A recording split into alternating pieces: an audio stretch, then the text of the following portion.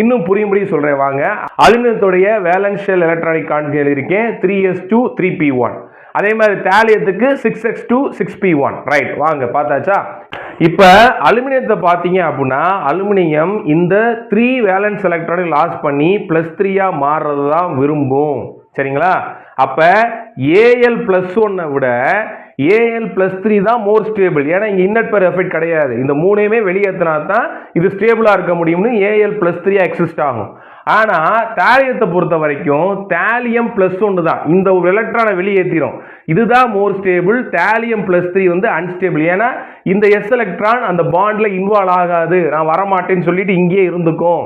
அதான் சொல்றாங்க post transition metals. நல்லா கவனிங்க.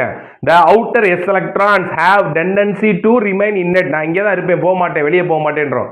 and so reluctance to take part in bonding. அது என்ன பண்ணாது, பாண்ட்ல இன்வால்வ் ஆகிறதுக்கு விரும்பாது. அப்ப இந்த 6 எலக்ட்ரான் அப்படியே தான் இருக்கும். அப்ப தாலியத்துல +1 தான் மோர் ஸ்டேபிள், +3 லெஸ் ஸ்டேபிள். அதனால தான் thallium 3 chloride is least stable to aluminium 3 chloride. இங்க அலுமினியம் 3 குளோரைடு தான் மோர் ஸ்டேபிள், இங்க தாலியம் 3 குளோரைடு லெஸ் ஸ்டேபிளா இருக்கிறது காரணம் அதுதான். இது காரணம் இன்னட் பெர் எஃபெக்ட் தான்.